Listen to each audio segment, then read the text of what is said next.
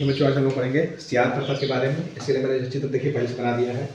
CR परिपथ लेकर के हमने परिपथ तैयार किया जिसमें श्रेणी क्रम में संधारित्र को एक प्रतिरोध को जोड़ लिया और इन दोनों को श्रेणी क्रम में जोड़ने के बाद हमने जोड़ दिया प्रत्यावर्ती धारा स्रोत, ये प्रत्यावर्ती वोल्टेज V बराबर V0 sin ओमेगा t से, यानी प्रत्यावर्ती वोल्टेज से जोड़ दिया। और इसका मान क्या है V बराबर V0 sin omega t। Omega t जो क्या है कला है, V0 क्या है वोल्टेज का शिखर मान है। अब देखिए अगर यहाँ पर देखिए तो यहाँ से धारा जो प्रवाहित होगी, देखिए ध्यान से समझिए अच्छे से, यहाँ से धारा जाएगी, ठीक है, धारा में जाएगी, धारा में जाएगी, धारा दोनों में एक दिशा में प्रवाहित होगी। अब देखिए तो अगर पिछले वीडियो को हम देखे होंगे तो आर परिपथ होता है तो उसमें जो धारा होती है, ठीक है, और आर जो विभवांतर होता है वो इसी सिरे पे होता है, इसी की ओर होता है, धारा की दिशा में ही आर के सिरों पर विभवांतर होता है। लेकिन जब हम सी परिपथ को हल करते हैं तो सी सर्किट को मैंने पहले वीडियो देखेगा, सी परिपथ में देखिएगा तो जो धारा होती है, धारा जो होती है उसमें जो वोल्टेज होता है, यानी वी सी के सिरों पर जो वोल्टेज होता है वो धारा से 90 अंश पश्चगामी होता है। 90 अंश का होता है पश्चगामी। जैसे मैंने यहाँ पे बना भी दिया है कि आर परिपथ के लिए और सी परिपथ के लिए।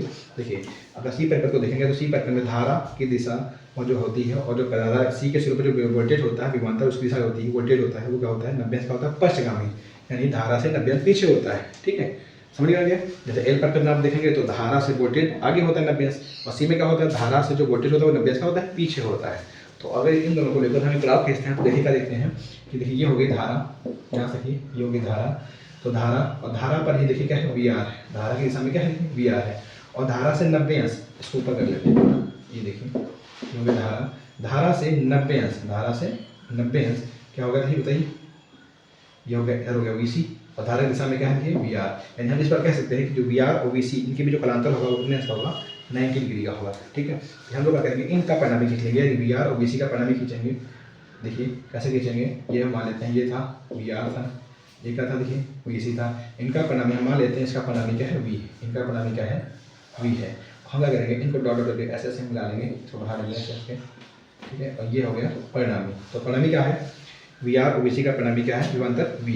तो हम लिखेंगे भाषा पे लिखेंगे यदि क्या लिखेंगे यदि वी आर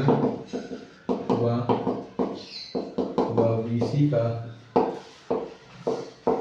परिणामी विभवांतर वी हो तब देखिए अगर ध्यान देखिए, अगर आप इसको देखिए तो ये वाला जो कोण था पूरा 90 अंश का और ये वाला जो कोण होगा वो फाई होगा।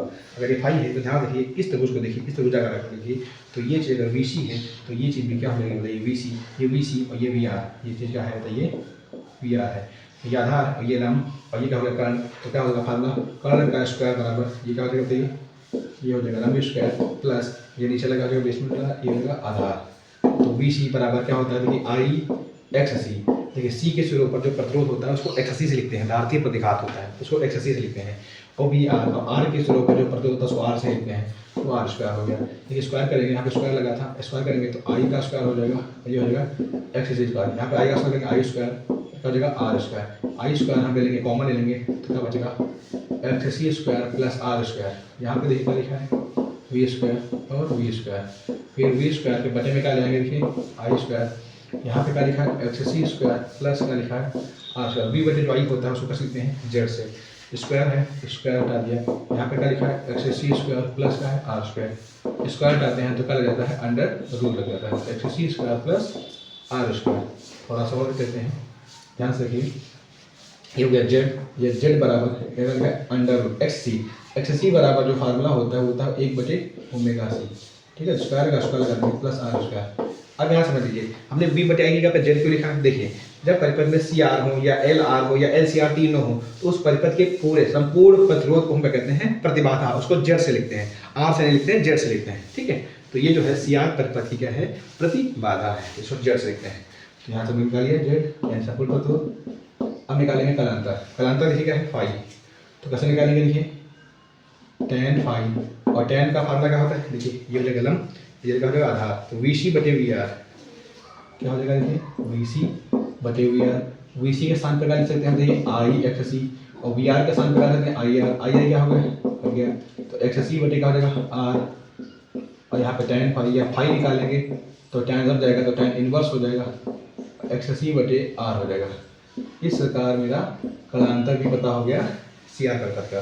ठीक है, आशा है आपको वीडियो अच्छे समझ में आया होगा, बहुत आसान है, बहुत ही आसान तरीके बताया है। जैसे अगर आपने पिछली वीडियो को नहीं देखा है तो देखिए जरूर, तभी आपको और अच्छा समझ में आएगा कि सी परिपथ होता है कि आर परिपथ क्या होता है। अगर आप सी परिपथ को देखेंगे तो देखिए, अगर सी परिपथ को देखेंगे, अगर आप मेरा वीडियो देखेंगे तो उसमें v का जो मान होगा v बराबर होगा v not sine omega T, और अगर i को देखेंगे तो उसमें क्या आएगा i नॉट, यहाँ पे साइन आएगा, और यहाँ पे 90 प्लस ओमेगा टी, या उसको ऐसे लिखा होगा ओमेगा टी प्लस 90। इसका मतलब है जो आई होगा, ध्यान देखिए यहाँ पे, देखिए समझ जाएगी ऐसे। अगर उसको देखेंगे तो ऐसा समीकरण बना होगा उसमें, अगर सी परिपथ को आप देखेंगे, मैंने वीडियो देखेंगे तो जो देखिए यहाँ पे देखिए वी जो है यानी वोल्टेज जो है, वोल्टेज उसका ओमेगा टी है, और आई को देखिए तो ओमेगा टी प्लस 90 है ना। या उल्टा भी कह सकते हैं कि ओमेगा, ये जो आई है इससे 90 आगे है, इससे 90 का है आगे है, या ऐसा कह सकते हैं कि वोल्टेज जो है आई से 90 का पीछे है। इस तरह से ऐसे मतलब ये होता है। ठीक है, समझ में आएगा। बस यही से दिख रहा है उस वीडियो में, आप अच्छे से देखिए और अच्छे समझ में आएगा। अगर आप एल परिपथ को देखेंगे, सी परिपथ को देखिए, आर परिपथ को देखिए। ठीक है।